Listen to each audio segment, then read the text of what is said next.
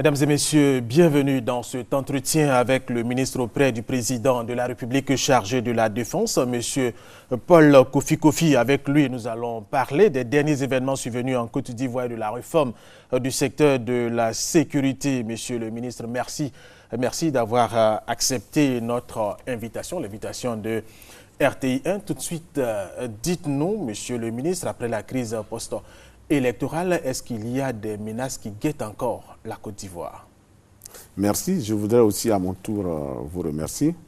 L'opportunité que vous nous offrez pour parler à nos concitoyens concernant les derniers événements et la réforme du secteur de sécurité et dire que, à l'occasion de ces derniers événements, justement, le président de la République, son Excellence Alassane Ouattara, chef suprême des armées aussi responsable de la défense, nous a demandé de venir parler à la population, expliquer à la population ce qui se passe, mais aussi la rassurer et indiquer, n'est-ce pas, les mesures que nous avons prises pour justement conforter les dispositifs sécuritaires et permettre à la population de vaquer à ses occupations.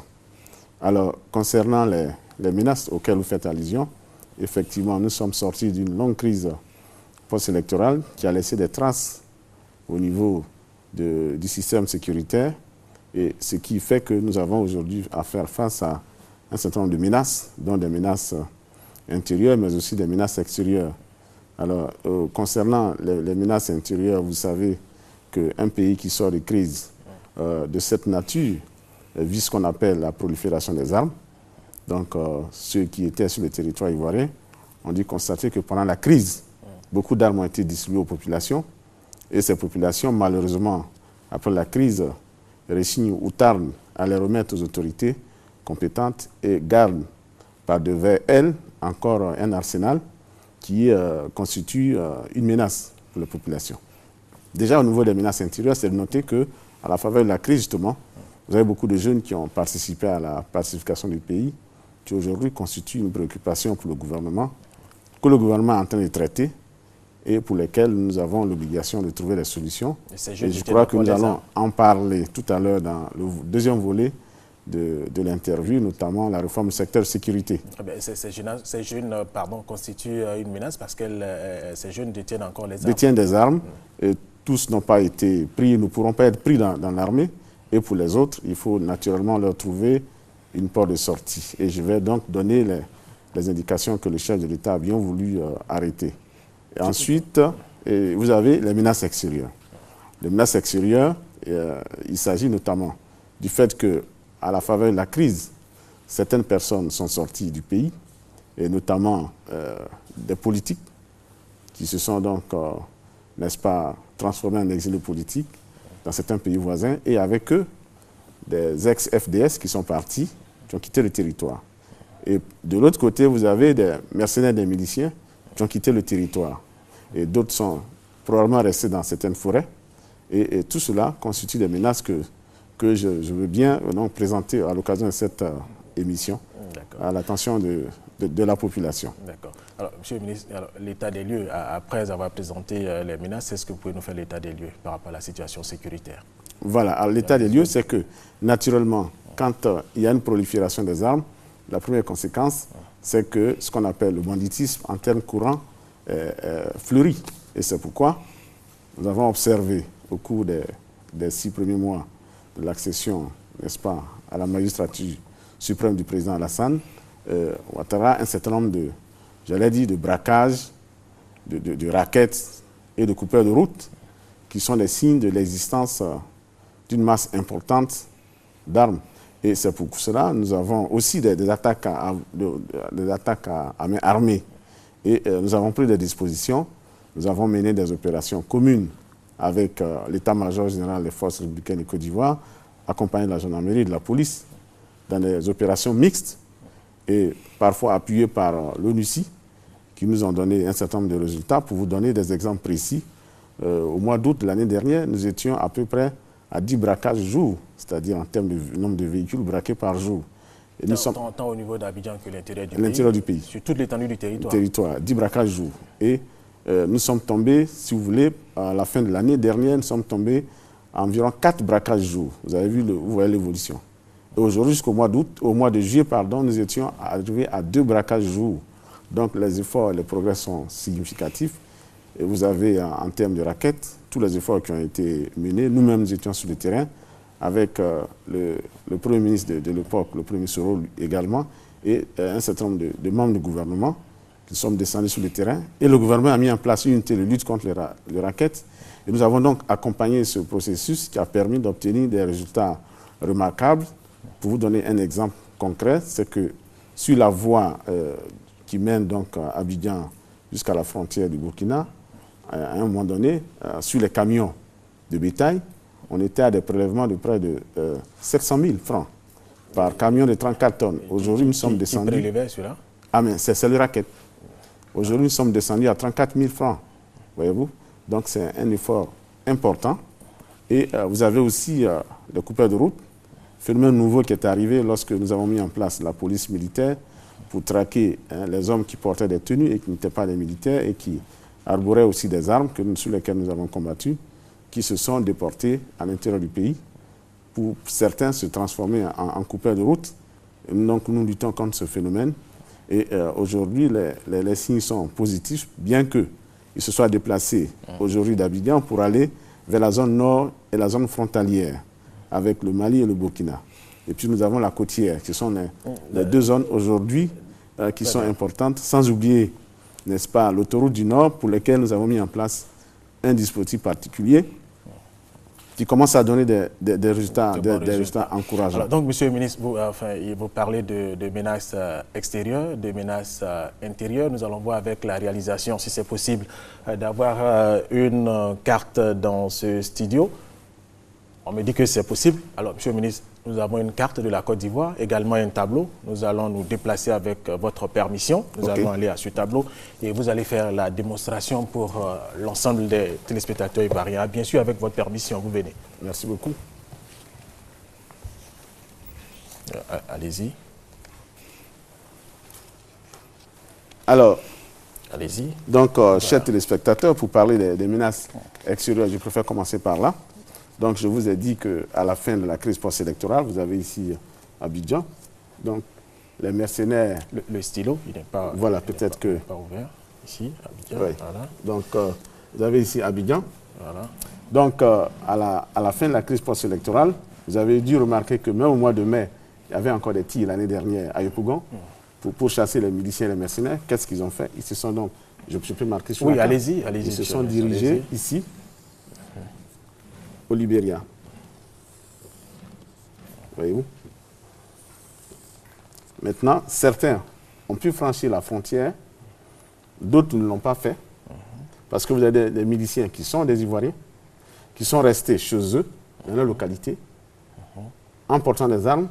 Mais le drame, c'est que certains ont continué à s'entraîner, un peu de façon dormante, et avec le drame, la complicité des populations. C'est ça qui... Vous avez toutes ces informations. Nous avons toutes ces... la complicité des populations.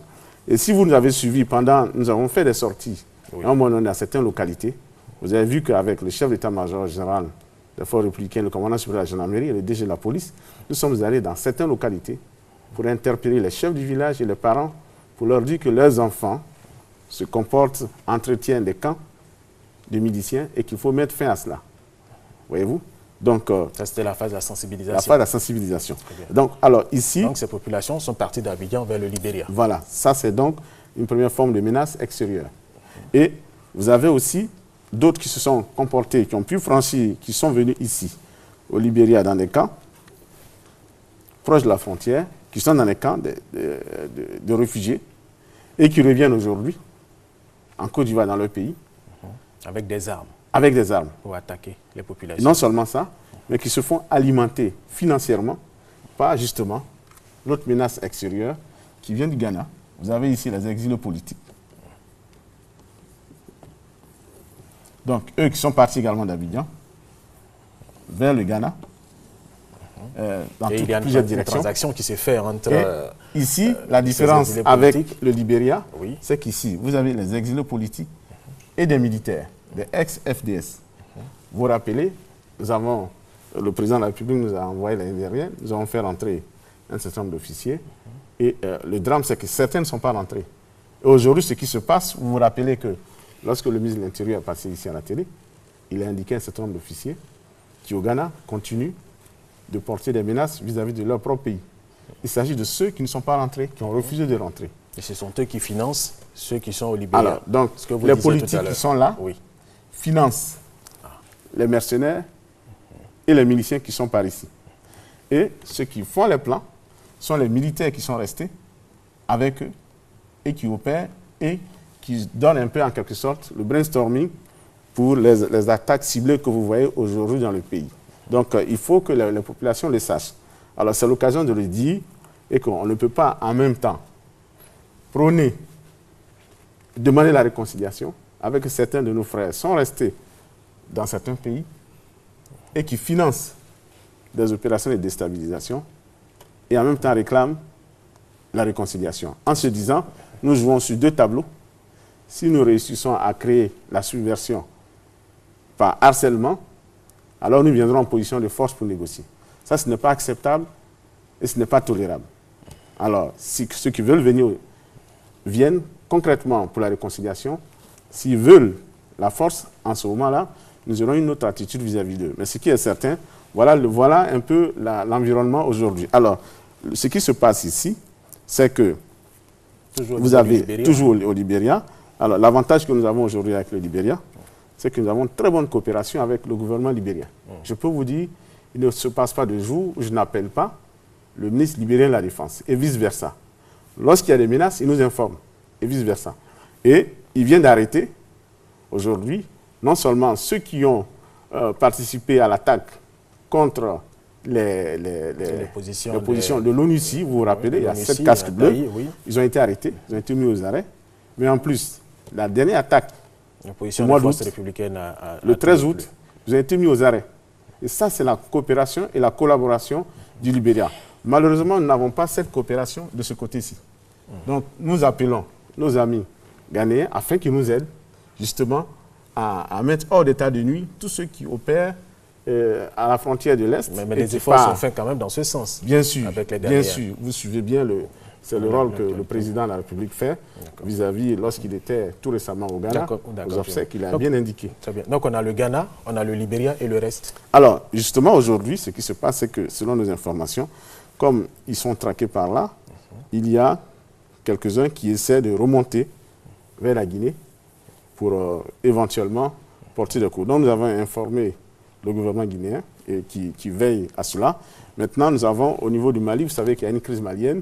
Donc nous anticipons sur des effets collatéraux qui pourraient avoir de ce côté-là. Donc voilà un peu les lieux et les zones de menace. Donc pour résumer, au niveau du Burkina, nous n'avons pas de problème.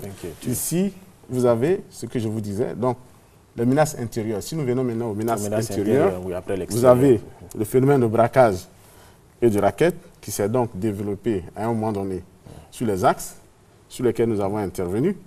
Et aujourd'hui, c'est le phénomène de coupeur de route. Le phénomène de coupeur de route où il s'opère lorsque nous avons mis en place un dispositif pour traquer des individus habillés en uniforme et non autorisés. Et ils se sont déplacés. Donc, vous voyez là, sur la côtière. Parce que pourquoi la côtière? La côtière, vous savez que compte tenu de la dégradation de la côtière, ça amène les conducteurs à aller très lentement et deviennent des cibles. Voyez-vous? Et l'état de la route favorise cela. Parce que vous êtes obligé d'aller lentement et quelquefois de faire des arrêts. Et puis ensuite, vous avez toute l'autoroute, n'est-ce pas? Et qui est jusqu'à Yamoussoukro. Voilà, c'est ça, jusqu'à Yamoussoukro, l'autoroute ici.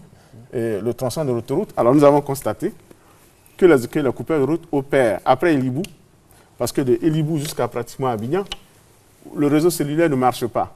Donc ils savent que là, si vous appelez au secours, personne ne viendra. Donc à partir de Sikensi jusqu'à l'entrée d'Abidjan, et c'est là qu'ils opèrent. C'est là que là nous avons mis en place un dispositif pour les traquer. Donc ça s'est réduit, mais il y a encore des actions isolées. Et ensuite, après avoir pourchassé là, ils ont donc fait Yamoussoukro jusqu'à Bouaké. Jusqu'à dans le nord même du pays. Attendez, jusqu'à Bouaké. D'accord. Après, nous avons mené des opérations. Ils se sont déportés. Donc de Bouaké jusqu'à Katiola et jusqu'à Ferké. Voyez-vous? Et aujourd'hui, les coupeurs de route sont remontés jusqu'à la frontière. Donc, ils opèrent entre Ferké et la frontière avec le Mali. Voilà, voilà la frontière avec le Mali. Dans toutes ces localités, Niélé, Diawala, etc. Et puis, vous avez aussi une autre partie vers le Burkina Faso. Donc, ensuite, compte tenu du fait que nous avons traqué suffisamment, aujourd'hui, vous avez une autre ligne qui se développe par rapport entre Odiélé et Touba. Donc, nous avons donc localisé ces zones. Maintenant, au niveau de la sécurité intérieure, tout à l'heure, je vous disais, les zones aujourd'hui dans lesquelles vous voyez, vous observez ces événements, vous avez donc, c'est le sud ici, Dabou, n'est-ce pas? Et ensuite, vous avez Sikensi, toute la zone Jacquesville, jusqu'à Agboville, Adzopé, Alépé, toutes ces zones-là, sud-là, ces zones forestières, sont des zones où beaucoup de jeunes, malheureusement, appuyés, donc financés par des exilés du Ghana, formés par des miliciens et quelques mercenaires, portent des coups au poste FRC. C'est ce que nous observons actuellement. Donc la démarche est la même. On vient, on attaque, on cherche à prendre des armes et on disparaît avec une vingtaine, une trentaine d'éléments. Voyez-vous, tout simplement pour harceler le gouvernement et pour démontrer qu'il n'y a pas de sécurité dans le pays et aussi pour décourager les investisseurs. Mais nous sommes conscients de cela et c'est pourquoi aujourd'hui nous avons pris des dispositifs par rapport à ça. Comment se fait la transaction entre ceux qui sont vous ici, savez ceux qui sont que dans le monde d'aujourd'hui, les transactions se font par plusieurs biais.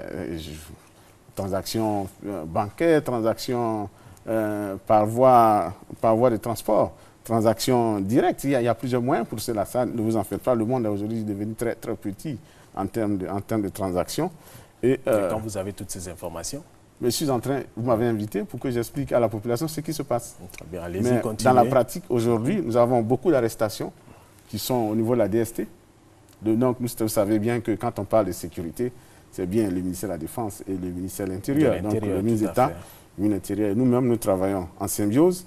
Et aujourd'hui, nous avons une centaine d'arrestations qui sont venues de toutes ces opérations. Donc, je ne vous cache pas qu'il y a d'autres opérations, d'autres attaques qui se font, mais sur lesquelles nous anticipons rapidement et qui ne sont pas portées forcément à la connaissance de la population, pour ne pas mettre la population dans un état d'émoi total. Oui, nous sommes là pour rassurer la population. Donc c'est notre rôle.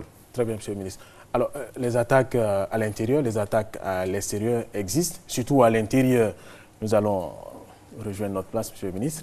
Oui. On rejoint notre place. Les attaques au niveau de l'intérieur, on a eu à Kouedo, on a eu à Beauville, on a eu récemment Dabou. Il y a eu également tout le Pleu à l'ouest, vous en avez parlé tout à l'heure. Donc avant de poursuivre cet entretien, nous allons suivre ce reportage.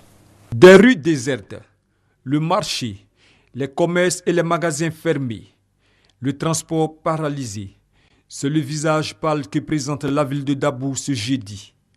Des individus non identifiés venus en pirogue à partir du plan d'eau lagunaire non loin de la ville ont attaqué simultanément le détachement des forces républicaines de Côte d'Ivoire basé à Dabou, pillé le commissariat de police et ont ouvert la prison civile de la localité. Les échanges de tirs qui ont commencé dans la nuit du mercredi 16 août aux environs de 23h50 ont cessé ce jeudi matin aux environs de 10h50. Bilan 3 morts. Un transporteur tué et 2 morts du côté des individus non identifiés. C'était comme si c'était Dabou qui était en guerre, ça tirait partout. C'est-à-dire c'est comme quelque chose qui était planifié. Parce qu'on attendait des tours vers la gendarmerie, vers le camp FSI, vers la police, partout. On était embrouillés, donc tout le monde était obligé de se coucher. Les populations souhaitent que la sécurité de la ville de Dabou soit renforcée. Ce que nous demandons à le président de la République, c'est d'amener renfort à Dabou. On ne peut même pas travailler. Présentement, nous on veut la sécurité à Dabou. On demande pardon, ils n'ont qu'à mener. Ceux qui sont venus, ça ne suffit pas. En tout cas, vraiment, nous disons l'État qui n'a qu'à essayer de... On ne veut plus revivre ça. La haine, il faut que ça disparaisse. Il faut qu'on fasse la réconciliation. La haine n'a qu'à partir. Les forces républicaines de Côte d'Ivoire, basées à Dabou avec l'appui des forces terrestres venues d'Abidjan, ont lancé une opération de ratissage à Dabou et dans les localités environnantes. Sur l'identité des assaillants, nous ne pouvons pas vous dire grand-chose. Ce qui est sûr, il y a encore d'autres qui parlaient anglais dedans. C'est ce que nous avons. Mais ce qui était le plus ressorti, c'est que c'était le cri de guerre pour eux, au Christ, au Christ, au Christ. Nous ne savons pas ce que ça veut dire. La situation étant sous contrôle des forces républicaines de Côte d'Ivoire, les recherches se poursuivent pour mettre la main sur les auteurs de ce énième acte de déstabilisation. C'est un reportage d'Abou Sanogo. Alors, monsieur le ministre, Yopougon a été attaqué, tout le plus à Bangourou, à Agboville, Jacquesville et Dabou, et surtout à Kouedo. Comment se fait-il? Un camp militaire, on y entre aussi facilement, attaquer des militaires et en ressortir. Ouais, merci beaucoup. Alors, donc, si on fait le point, l'exposé que j'ai présenté tout à l'heure, oui, le schéma, vous voyez bien que ce sont ces localités, à l'ouest, au sud et à l'est. Oui. Donc, ce sont bien ces localités, pour que bien la population comprenne que ce n'est pas fortuit. Je vais vous expliquer comment le mécanisme marche. Donc, les exilés politiques de l'ancien régime, donc, qui sont au Ghana, financent ces opérations d'harcèlement en utilisant, en termes de cerveau, de conception, certains militaires en exil au Ghana avec eux, et puis en exécution, les miliciens et les mercenaires qui sont du côté de l'Ouest. Et en même temps de cela, il faut ajouter les jeunes Ivoiriens qui ont eu le maniement des armes et qui sont restés tapis dans l'ombre et en continuant à se former dans toutes ces zones, dans les forêts. Voilà le schéma. Le schéma, c'est cela, un schéma d'harcèlement pour perturber le dispositif et démontrer que l'insécurité est dans le pays. Alors maintenant, la question est précise. Pourquoi le camp d'Akouedo? Alors justement, le camp d'Akouedo fait partie du dispositif. Dans leur stratégie, il s'agit d'attaquer des camps pour aller chercher des armes. Parce que c'est leur objectif, aller chercher des armes. Ce qui s'est passé à Akouedo, c'est qu'il y a une complicité. Parce que vous avez parfaitement raison.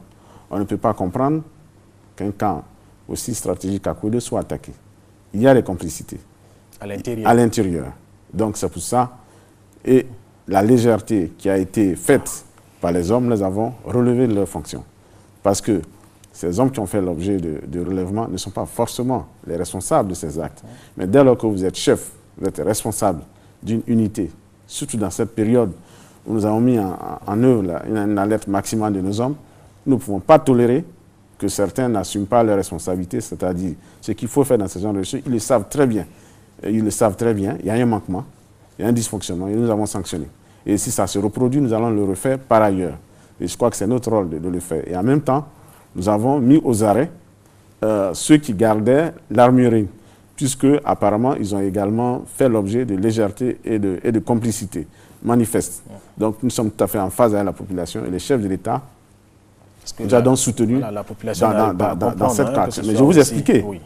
C'est une complicité, c'est une légèreté qu'on ne peut pas tolérer. Il y a un manque de rigueur. Il y a un manque de rigueur et nous avons sanctionné. Alors je voudrais dire que nous allons poursuivre dès lors que cela se reproduirait par ailleurs. Et je peux vous dire qu'actuellement, nous avons, d'ailleurs c'est l'occasion d'inviter les militaires, j'ai demandé au chef d'état-major général de Fort Burkina de Côte d'Ivoire de réquisitionner tous les militaires. Pas de permission, sauf des permissions sanitaires, pas de permission, pas de vacances jusqu'à nouvel ordre. Et ce qu'on fait chez nous, je donne des termes simples pour que la population comprenne. C'est-à-dire que le matin, c'est comme à l'école primaire.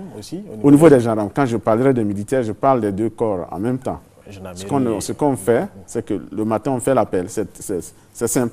Celui qui est absent, je dois comprendre pourquoi. Et ça se fait aujourd'hui. Donc, si on ne vous voit pas, après un certain temps, vous êtes considéré comme déserteur. Et alors, si vous êtes déserteur, vous passez au conseil de discipline et vous êtes radié. Donc, on tient à le dire. Donc, tous ceux qui sont permissionnaires, qui rentrent en caserne, et c'est valable pour tous ceux qui ont l'intention de prendre des permissions, c'est absolument aujourd'hui interdit. Nous n'accepterons pas cela. Et ensuite... Jusqu'à nouvel ordre. Jusqu'à nouvel ordre. Alors, puisque vous en parlez, je profite de dire aussi que nous, non seulement nous allons le faire, mais nous allons réquisitionner aussi, c'est-à-dire que, quel que soit votre grade, vous êtes réquisitionné pour les opérations. Et on peut vous appeler à tout moment pour aller défendre une situation donnée et aller sur le terrain. Alors donc, monsieur, depuis les attaques, il y a des patrouilles mixtes qui sont effectuées par la police, la gendarmerie et les militaires. Alors comment ces opérations sont-elles menées? Est-ce qu'il y a une population particulière qui est visée? Non, parce pas de population, oui. Les uns les autres se plaignent en ville. Hein. Exactement, nous avons entendu cela. Oui. Mais vous savez, c'est le fait du hasard. Je suis statisticien, on peut tomber sur vous et puis vous avez l'impression que toute votre communauté est touchée. Et alors, pas du tout, nous ne pouvons pas tolérer cela. C'est des choses qui ont été combattues, que nous combattons.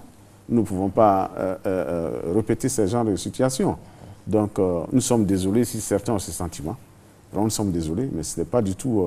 alors, comment les patrouilles, normalement, doivent se faire? Alors, les patrouilles sont mixtes, c'est-à-dire que vous avez la police, la gendarmerie et les militaires, appuyés par l'ONUCI. Alors, moi, je ne peux pas vous donner nos stratégies de patrouille. Ça, je suis désolé, mais je pense que ça, c'est le secret de défense. Mais il y a des patrouilles régulières, mais aussi, pas seulement des patrouilles. Il ne faudrait pas aussi que ces militaires, gendarmes, harcèlent les populations. Justement, j'en viens. Pas seulement les patrouilles, il y a aussi des ratissages de quartiers, des perquisitions de domicile. Et aussi, je tiens à le dire aussi, nous faisons des blocus. C'est-à-dire que, je suis désolé, je présente déjà nos excuses à la population qui va se sentir un peu sous pression. Mais c'est fait à dessein. Donc, nous n'allons pas laisser nos ennemis dormir. Nous allons les traquer partout, les empêcher de bouger. Nous allons les suivre à la trace chaque fois que nous avons une information. Donc, actuellement, dans les quartiers, il y a des ratissages. Allons revenir sur l'Ouest. C'est une situation particulière qui prévaut dans cette partie de la Côte d'Ivoire. Qu'est-ce que le gouvernement entend faire pour donner la quiétude aux populations de l'Ouest? Parce que depuis la crise, on ne parle que de l'Ouest, on ne parle que de l'Ouest. Vous avez vu les casques bleus à Taï, tout le Pleu et autres. C'est vrai qu'il y a d'autres localités qui ont été attaquées, mais le cas de l'Ouest est plus que préoccupant. Qu'est-ce que vous entendez faire une fois pour de bon pour que les populations de l'Ouest retrouvent la quiétude? Une chose d'abord, c'est que nous avons mis en place un dispositif que vous connaissez, je ne vais pas répéter, un bataillon à l'Ouest, c'est une réalité. Est-ce que ce bataillon a commencé à fonctionner? Il a commencé à fonctionner. D'ailleurs, vous savez que tout le barrage, le pont en question, c'est le poste frontalier qui avait été pris, a été repris en moins de 40 minutes. Pour vous dire que je crois que le problème n'est pas là. Le problème est du fait que nous avons une forte communauté de jeunes exilés qui sont partis du côté Libéria et qui reviennent armés. Ça, c'est très important. Et ensuite, nous avons, il faut le noter, de façon très positive, une bonne collaboration du Libéria. Ce qui nous aide. Ça, vous l'avez dit tout à l'heure. Et on va plus loin aujourd'hui. Nous avons l'ONUCI qui nous aide énormément. L'ONUCI, depuis la semaine dernière, a mis en œuvre l'utilisation des Mi-24. C'est-à-dire aujourd'hui, ils sont capables de décoller et de frapper partout où on va indiquer. Ce sont les avions de l'ONUCI. Mais vous savez que c'est dans le cadre, ce n'est pas des avions de l'ONUCI pour l'ONUCI. C'est pour soutenir, c'est une opération des Nations Unies pour la Côte d'Ivoire, pour le maintien de la paix. Vous le savez bien, c'est des aéronefs qui ont servi pendant la crise post-électorale. Vous le savez bien, donc ces aéronefs sont revenus et ils ont un caractère dissuasif très important et on les a déjà fait décoller par 1 ou 2 fois pour surveiller la frontière. Donc, nécessité d'une surveillance accrue de la frontière, mais aussi nous avons prévu une opération commune avec nos amis libériens. Et nous sommes en train de voir à quel moment nous allons mener cette opération. Nous ne pouvons pas donner la date pour des raisons stratégiques que vous connaissez, pour essayer de gérer cette situation de façon durable. Mais en même temps que nous le faisons, nous avons aussi un souci, c'est de traquer tous ceux qui sont dans les forêts.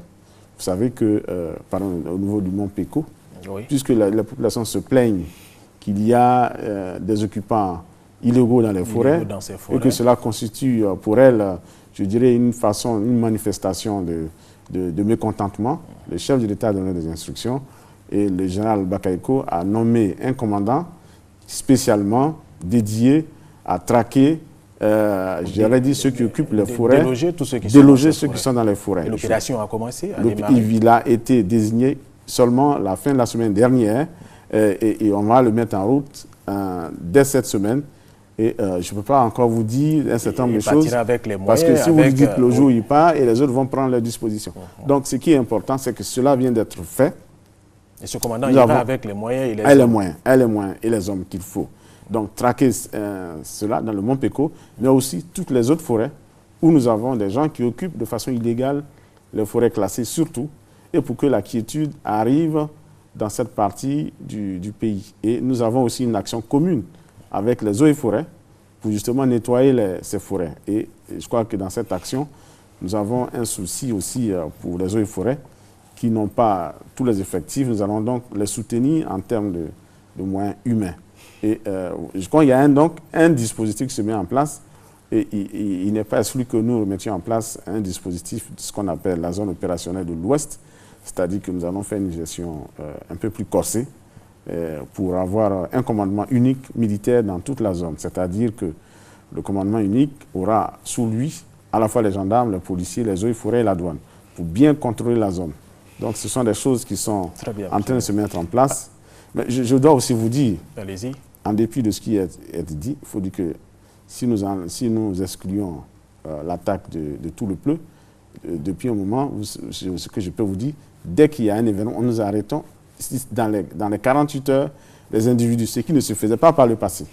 Donc aujourd'hui... Mais vous auriez pu les arrêter peut-être avant. Mais puisque vous ne savez pas à tout moment, vous savez que nous avons une frontière de centaines de kilomètres. Vous avez des stratégies, monsieur le ministre. Qui est une forêt dense, impénétrable. Je souhaite que vous y alliez une fois, j'en irai avec vous prochainement. Vous allez voir la densité de la forêt qui est déjà un obstacle naturel. Oui. Voilà. Alors, quand les Ivoiriens sont menacés, tant au niveau d'Abidjan que de l'intérieur du pays, qu'ils ont envie de joindre l'armée, la police ou la gendarmerie, qu'est-ce qu'il faut faire? Est-ce qu'il y a un numéro disponible? Parce que ce n'est pas facile d'aller dans un commissariat de police, une brigade de gendarmerie, quand on commence à se méfier même de l'autre, malheureusement. Hein, alors, qu'est-ce que l'Ivoirien doit faire, enfin, ou tous ceux qui habitent la Côte d'Ivoire? Oui, je sais qu'on est tous citoyens, ce n'est pas tout le monde qui est à l'aise d'aller dans un commissariat ou dans une brigade de gendarmerie. C'est naturel, ce qu'on appelle la peur du gendarme ou du policier. Alors donc, vous avez, pour la police, c'est le 170. Évidemment, vous me direz que quand on appelle, c'est toujours occupé, mais c'est parce que, justement, il y a une forte demande. Donc, nous allons demander à nos amis de la police, peut-être, d'accroître les lignes de ce numéro. Et il en est de même pour la gendarmerie, qui est le 145, la brigade de sécurité. Donc, je répète, la gendarmerie, c'est le 145, et pour la police, c'est le 170. Alors, donc, ce sont des numéros verts qu'il faut appeler en cas de difficulté. Est-ce que les policiers et gendarmes réagissent? Ils réagissent, ils ne réagissent pas qu'on le fasse savoir. Alors, je tiens à dire que ces numéros sont importants de le noter, de savoir. Vous avez envie qu'on vous donne des numéros des militaires, mais je crois que la sécurité du citoyen, c'est tout de suite le réflexe d'aller à la gendarmerie et à la police. Parce que, et c'est ça qu'on invite la population, c'est après de se plaindre lorsqu'on envoie des militaires. Parce que les militaires ne sont pas outillés pour cela. Et voyez-vous, donc nous invitons les gens dans les quartiers à ne pas aller utiliser les forces républicaines de Côte d'Ivoire, les jeunes, pour venir se faire justice. En ce moment, s'il y a des dérapages, ils en sont les seuls responsables. Nous invitons aussi tous ceux qui détiennent par devers eux des gardes qui contiennent donc des militaires, ce ne sont pas des gens qui sont assermentés, c'est-à-dire qu'ils n'ont pas le droit d'avoir ces gardes, et qui les ont, et on estime qu'ils ont des milices. Voilà, donc c'est des choses à proscrire et qui sont interdites. D'accord, monsieur le ministre. Nous allons parler maintenant de la réforme du secteur de la sécurité, mais avant, nous allons suivre ce reportage et après, nous revenons à notre entretien. Toutes les instances du groupe de travail sur la réforme du secteur de la sécurité étaient à cette importante rencontre. Le comité de pilotage et de suivi, présidé par le ministre en charge de la Défense, Paul Kofi, le comité scientifique avec à sa tête Alain Richard Donvaï, le secrétariat technique et les partenaires au développement. Le président du comité scientifique, Alain Richard Donvaï, a informé l'ensemble des participants des activités réalisées, de celles qui le sont partiellement, ainsi que des points qui restent encore à être traités. À sa suite, le président du comité scientifique de l'équipe de travail sur la politique de défense, le général de brigade Diabagate Soumaïla, a fait le point des travaux de sa structure à travers la politique de défense elle-même, le concept d'emploi des forces et la loi de programmation militaire. Les avancées notables observées dans la conduite des travaux ont été saluées par l'ensemble des partenaires au développement ainsi que par le président du comité de pilotage et de suivi. Sur cet important dossier dont les conclusions sont très attendues par le président de la République, une autre réunion de travail est prévue dans 15 jours au ministère de la Défense. Monsieur le ministre, qu'est-ce qu'il faut entendre par réforme du secteur de la sécurité? Voilà, la réforme du secteur de la sécurité, par rapport à ce qu'on a comme approche classique, c'est de voir la sécurité uniquement dans sa dimension militaire. Et depuis un moment, le monde entier, partout, dans tous les pays, et notamment ici en Côte d'Ivoire, c'est de faire le constat que quand on parle de sécurité, on ne parle pas seulement de militaires. Le renseignement est un élément très important. Vous allez dans certains pays où pratiquement tout le monde est agent de renseignement. C'est-à-dire que vous ne pouvez pas arriver, faire des choses et puis vous passez inaperçu. Ensuite, nous avons des éléments, par exemple, une épidémie ou bien une catastrophe naturelle peut poser un problème de sécurité. Quand vous avez une épidémie, les questions sanitaires, où les populations sont obligées de s'enfermer ou de se déplacer, où ça entraîne un choc, c'est un problème, ça pose un problème de sécurité nationale. Si vous avez une catastrophe naturelle, et ça pose un problème de sécurité nationale. Si vous avez, on a vu dans certains pays, quand des centrales thermiques ou des centrales nucléaires tombent en panne ou sont touchées, ça pose un problème de sécurité. Même le droit, dans la justice, par exemple, quand vous avez des problèmes de justice dans un pays, ça pose à la fois aussi des problèmes de sécurité. Les mines, l'énergie, vous savez, accéder à l'énergie, c'est très important. Il faut gérer son énergie parce qu'en absence d'énergie, ça pose des problèmes. C'est pourquoi on parle aujourd'hui de réforme du secteur de sécurité.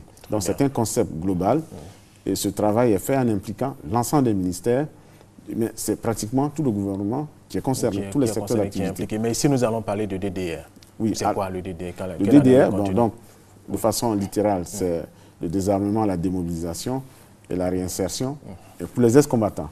Alors, donc, le président de la République a décidé nous a instruit pour réfléchir sur la nouvelle approche, puisque vous savez que le processus s'est arrêté au seuil des élections l'année dernière. Oui. Et maintenant, il faut le reprendre parce qu'il y a d'autres acteurs qui sont arrivés. Vous avez non seulement les démobilisés qui étaient là, mais vous avez aujourd'hui ces jeunes associés qui ont pris les armes pour défendre leur pays, dont il faut trouver une issue. Alors, donc pour la réinsertion, il y a eu plusieurs structures qui ont été créées pour la réinsertion des ex-combattants. Oui, c'est exact. Alors, il y a eu plusieurs structures, beaucoup de structures. Nous-mêmes, nous étions à la primature. Ces structures ont été mises en place. Nous avons contribué à mettre en place le dispositif, mais il faut tenir compte de l'évolution des choses. C'est que lorsque nous arrivions aux élections, nous avions à peu près, j'allais dire, une dizaine de structures qui, chaque structure avait son mode de financement. Il y en a plus de 10. Je dis une dizaine de structures. Je n'ai pas le chiffre exact en tête, mais ce que le président de la République a demandé à travers le dispositif de la réforme du secteur de sécurité, c'est de dire ceci: nous voulons avoir un seul et unique interlocuteur.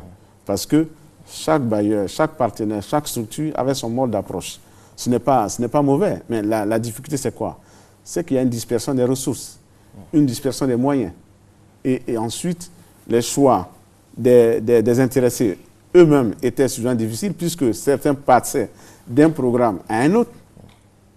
Et il fallait donc économiser toutes ces ressources que nous avons mobilisées. Et c'est pourquoi, aujourd'hui, nous sommes arrivés à une seule structure qui est dénommée Autorité pour le désarmement, la démobilisation et la réintégration. D'accord, monsieur le ministre. Non, nous allons revenir à cette structure unique, mais très rapidement, l'état des lieux, au niveau de toutes ces structures qui ont été créées par le passé et qui ont fonctionné, sans polémique et très rapidement. Oui. Alors, en termes de choses, c'est que l'année dernière, à la veille des élections, il y avait 5 000 environ jeunes qui avaient été réinsérés, 19 000 qui avaient été démobilisés. Et vous avez un certain nombre, à peu près le même chiffre de 5 000 qui avaient été réinsérés par le mécanisme du service civique. Donc, il restait en gros à peu près une vingtaine encore de milliers, puisqu'il fallait rajouter les miliciens. Oui, on les oublie souvent, mais ils font partie des populations cibles. Il fallait les rajouter parce qu'il fallait les désarmer. C'est ce que j'appelle les miliciens, le groupe d'autodéfense. Il fallait les désarmer et les démanteler. Mais malheureusement, qu'est-ce qui s'est passé? Avec la crise, tous ces groupes se sont réactivés. Donc, nous sommes obligés d'avoir une autre approche, mais une approche maintenant qui est, j'allais dire, qui est rationnelle, à savoir en évitant une démultiplication nouvelle des structures. Et je crois que cela est à saluer. Et je crois que c'est dans cette direction que nous allons partir. Et le président de la République vient de prendre le décret qui crée cette structure, qui est d'ailleurs rattachée auprès du Conseil national de sécurité, qui lui-même relève du président de la République. Ça vous dit l'importance qu'accorde le chef de l'État à cette dimension, à cette problématique que je vous ai dit, constitue une de nos préoccupations. Alors, donc les missions de la nouvelle structure. Donc les missions sont de deux types. D'abord, c'est une mission donc, de fédération de tout ce qui a été fait, de la mise en œuvre de ce qu'on appelle le mode opératoire, c'est-à-dire comment on fait le désarmement, comment on fait la démobilisation. C'est-à-dire qu'il y a eu des acquis par le passé avec le fonctionnement des autres structures. Sont conservés. Ah, je le dis bien, ces acquis sont conservés. Et ensuite, cette structure va effectivement mettre la main à la pâte, c'est-à-dire procéder au DDR, au désarmement, à la démobilisation et à la réintégration. Mais comment est-ce qu'elle va procéder? C'est qu'elle va travailler en sous-contrat, si cela est nécessaire. Par exemple, si elle n'a pas les éléments nécessaires pour faire un tel travail, elle passe. Je donne un exemple. Vous avez la phase d'abord du regroupement.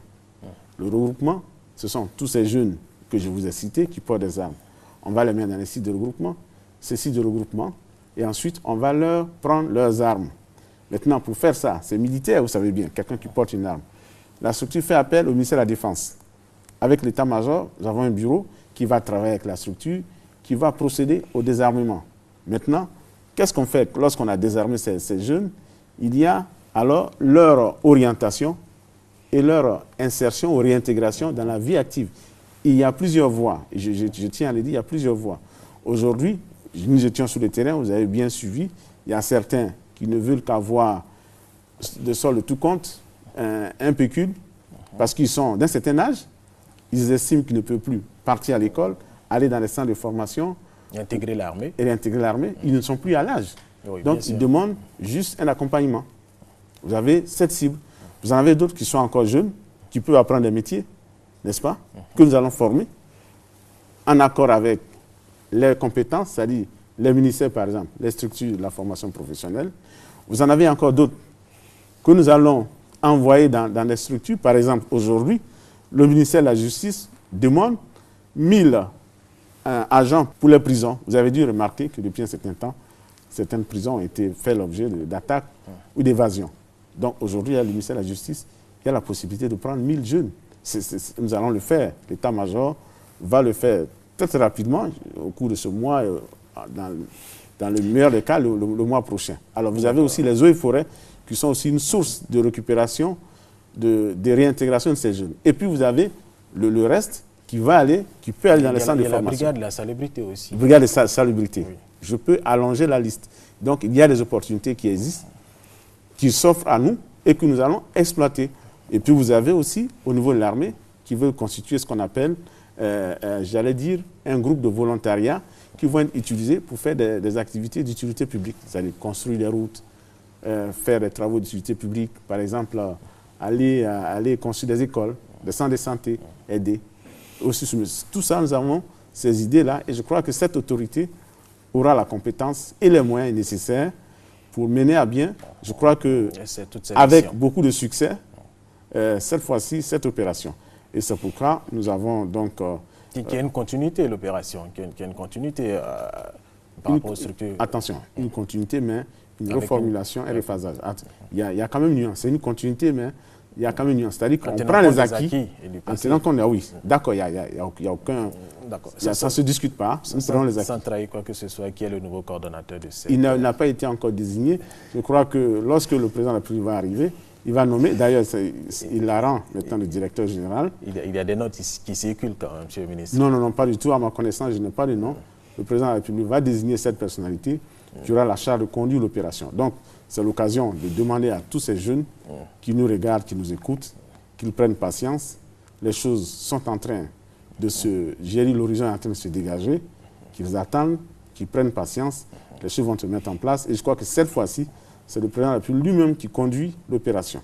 Et je crois qu'il faut lui faire confiance. Absolument. Et donc, il faut que ces jeunes ne s'impatientent pas d'aventure et peut-être ne posent pas des actes regrettables.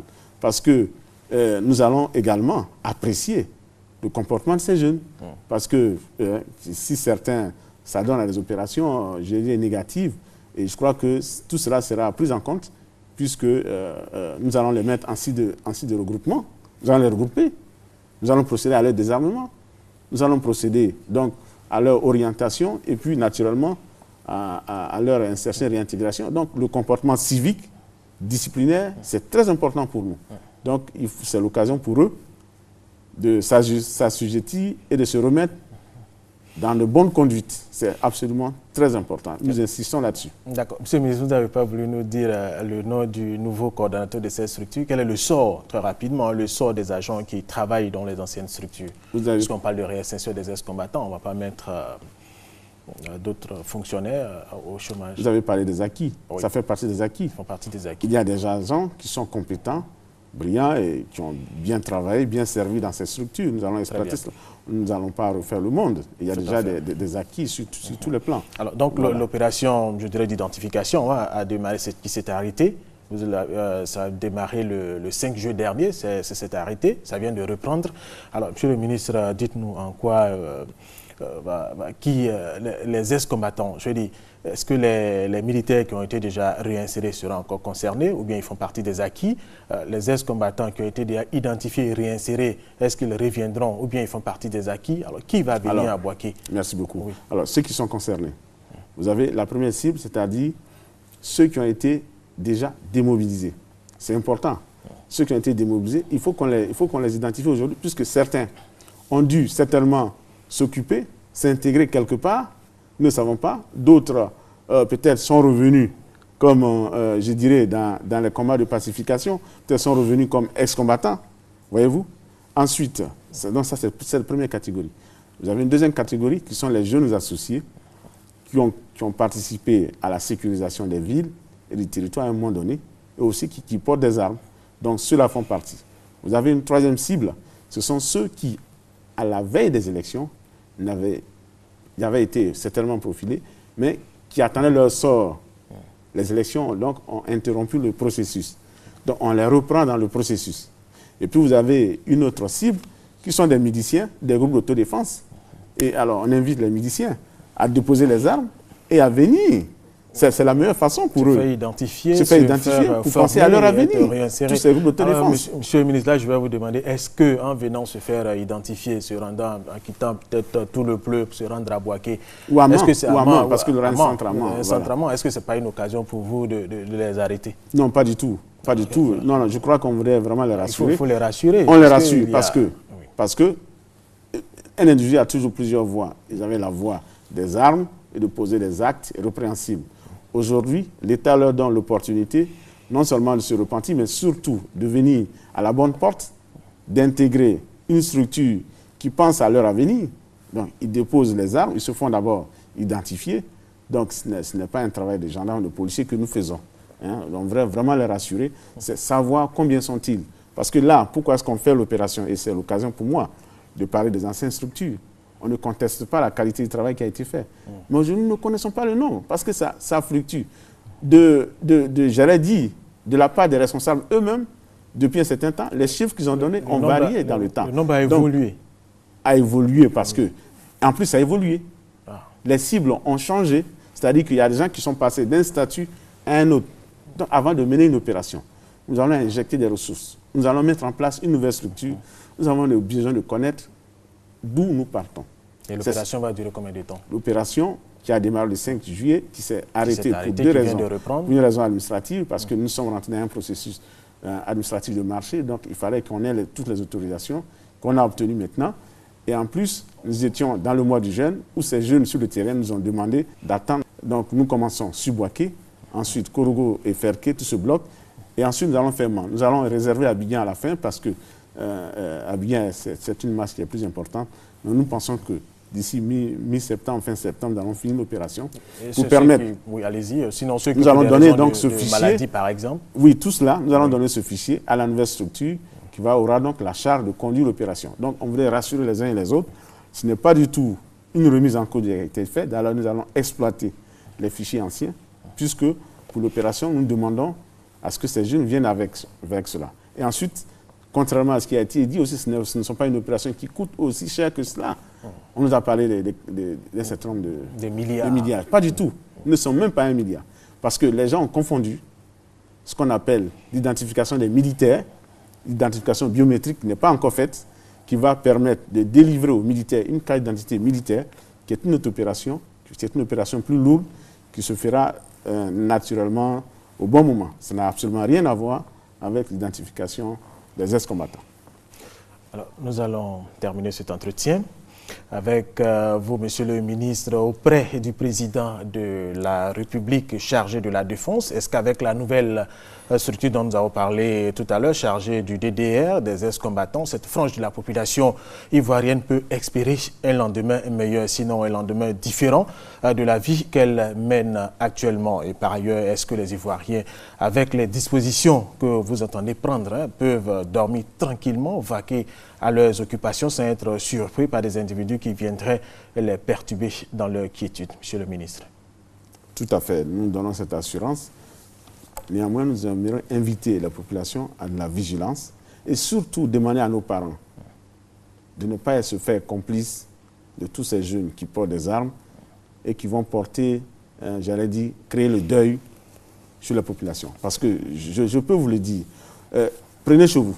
Vous avez beau mettre en place un dispositif sécuritaire, mais si celui qui la nuit va ouvrir le portail pour que le voleur entre, se trouve dans votre maison, à savoir que si la population elle-même accepte que les jeunes de leur village, les jeunes de leur quartier, manipulent les armes, se forment à poser des actes, ce genre, et ne disent rien, et quelquefois même certains chefs de village gardent avec eux, par devant eux, des armes, des calaches, ils se taisent. Et quand on fait les perquisitions, on les trouve avec eux. Voyez-vous, c'est dommageable. Donc nous appelons la population à un esprit civique, à un esprit républicain. C'est absolument important. Et en plus donc de l'assurance que nous faisons, nous demandons en contrepartie à la population de jouer le jeu et de jouer son rôle. C'est par ce moyen que nous allons traquer ces actes terroristes qui sont posés. Parce que c'est du terrorisme. C'est quoi? C'est être inquiéter la population, poser des actes, disparaître et cela. Et puis par ailleurs, pour les jeunes qui sont donc démobilisés ou jeunes associés ou les miliciens, les groupes d'autodéfense, c'est leur dit que le président de la République leur donne un espoir. Donc c'est qu'ils arrêtent tout ce qu'ils peuvent faire aujourd'hui poser comme acte répréhensible et pour se mettre, n'est-ce pas, à la disposition de cette nouvelle structure qui sera bientôt installée pour que leur avenir se fasse dans les meilleures conditions et j'arrive dans les conditions plus durables, dans les conditions économiques, que de manipuler des armes pour juste gagner de quoi manger un jour ou 2 jours en recevant l'argent par telle ou telle personne qui a ses objectifs et attend les résultats. Donc, je voudrais rassurer vraiment la population. Merci, Monsieur le ministre. C'est la fin de l'entretien avec le ministre auprès du président